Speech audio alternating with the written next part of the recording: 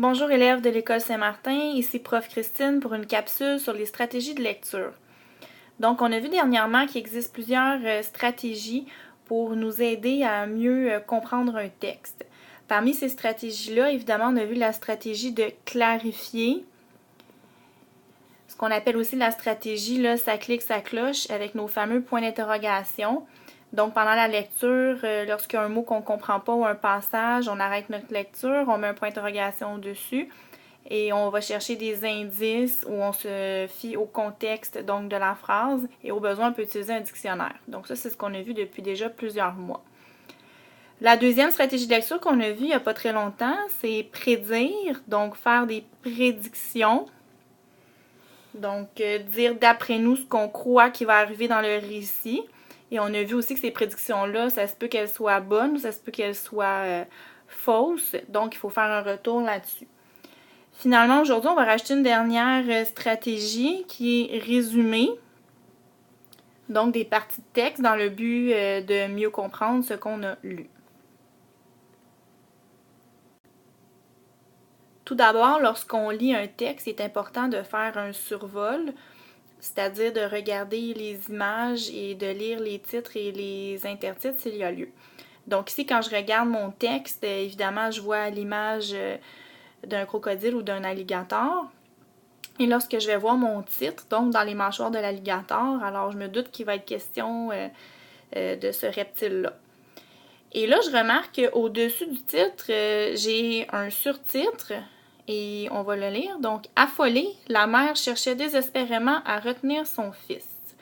Et mon titre, dans les mâchoires de l'alligator.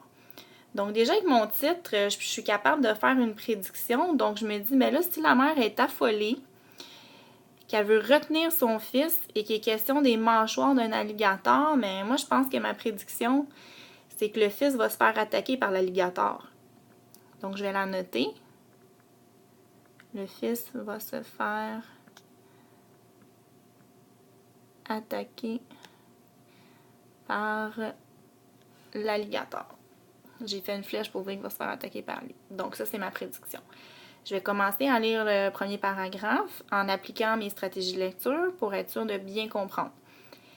Équipé de son masque de plongée, Michael Morgret, 12 ans, scrutait le fond de l'étang derrière la maison.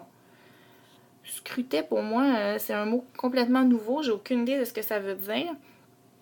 Je vais juste relire le début de ma phrase, voir si j'ai pas des indices ou si le contexte peut pas m'aider. Donc, équipé de son masque de plongée. Donc, il y a son masque de plongée. Alors, c'est pour observer des choses, pour mieux voir. Et il est au fond de l'étang. Donc, on dit scrutait le fond de l'étang. Alors, moi, je pense que scrutait, c'est justement qu'il observait ce qu'il y avait dans l'eau. Donc, scrutait le fond de l'étang derrière la maison. Durant 6 ans, les Morgret avaient consacré week-ends et vacances à la construction de la demeure de leurs rêves dans la petite ville de Crystal River, en Floride, près du golfe du Mexique. Oh, la Floride, c'est tellement beau là-bas, mais ça fait une éternité que je suis pas retournée. La dernière fois que je suis allée, dans le fond, mon petit garçon avait 9 mois. Bon, là, il faut que je revienne dans mon texte, là, je suis un petit peu déconcentrée, là. Donc, j'étais rendue où déjà? Bon, ils ont une demeure. C'est qui ça? Il venait de s'y installer. Donc, ça doit être des personnes. Ah oui, c'est vrai, c'est les Morgret ici, là. Là, j'étais dans la lune, là, j'ai pensé à autre chose et j'ai perdu le fil de ma lecture. Donc, ce sont les Morgret. Venaient de s'y installer, donc dans leur maison, depuis seulement 3 semaines. Mais pendant qu'ils la construisaient, donc je me rappelle que c'était la demeure, leurs 2 enfants avaient passé d'innombrables heures à nager dans l'étang, une retenue naturelle de près d'1 hectare. Une retenue. C'est quoi ça, une retenue? Moi, la seule définition que je connais d'une retenue, c'est quand un élève fait quelque chose de pas correct et qu'il se ramasse donc en retenue le midi avec Madame Claire parce que, bon, il a fait un geste qui était pas correct ou il a pas fait ses devoirs. Donc, moi, c'est la seule signification que je connais, mais ici, c'est vraiment pas ça, là. Ça semble pas être une punition naturelle de près d'1 hectare, donc c'est pas la bonne signification du mot. Je vais relire ce qu'il y a avant pour voir si j'ai pas des indices qui pourraient m'aider. Leurs 2 enfants avaient passé d'innombrables heures à nager dans l'étang, une retenue naturelle. Bon, en réalité, c'est que ça doit être en lien avec l'étang, donc ils sont dans une espèce de bassin d'eau immense. Là, je manque un peu de place, je vais me l'écrire ici. Donc, bassin d'eau immense, donc c'est évidemment à l'extérieur. Donc, de près d'1 hectare, donc 1 hectare, c'est quand même assez grand. Dis à maman que j'arrive bientôt, cria Michael à sa cousine Kelly Thomas, laquelle venait juste de prendre pied sur le rivage.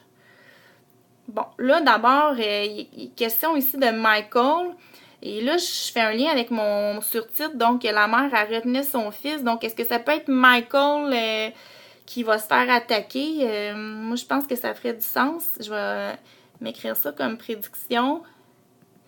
Donc, moi, je pense que c'est Michael qui va se faire attaquer ou se faire mordre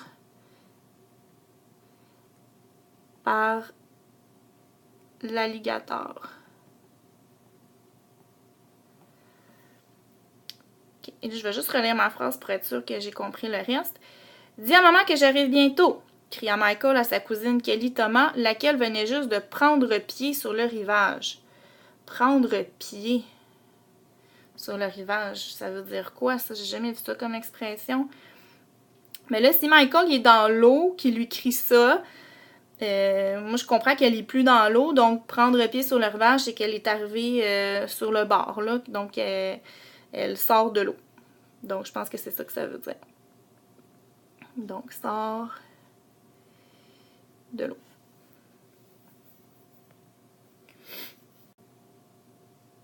Et là, si j'ai à résumer, dans le fond, ce paragraphe-là, mais ce que je retiens, c'est que, dans le fond, la demeure des Morgret est en Floride et que les enfants s'amusent souvent, ils ont du plaisir à jouer dans l'étang. Donc, si je pouvais m'écrire un résumé, je vais l'écrire juste en haut parce que je manque de place.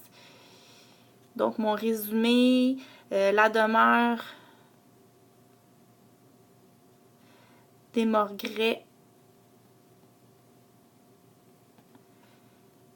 en Floride, donc il est question de ça. Et à la fin, donc, on est au courant que les enfants ont du plaisir à jouer dans l'eau. Donc, plaisir des enfants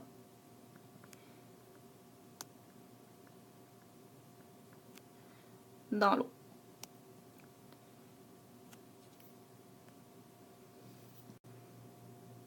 Alors, lorsque j'ai lu mon paragraphe, j'ai appliqué 3 stratégies de lecture. La première, donc, c'était clarifier. Donc, j'ai arrêté ma lecture lorsqu'il y a des mots. En réalité, il y avait quelques mots et un passage en particulier là, qui posait problème à ma compréhension. Donc, je suis allée encercler des indices. Et lorsque j'ai réglé mon problème de compréhension, évidemment, j'ai fait un X sur mon point d'interrogation. J'ai fait 2 prédictions, donc une en lien avec mon titre, mais ça c'est important de le faire.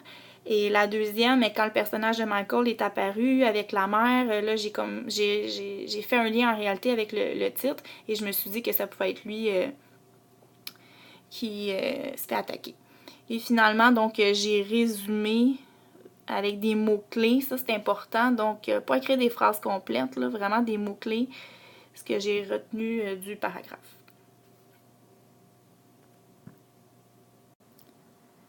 C'était Prof Christine pour une capsule sur les stratégies de lecture.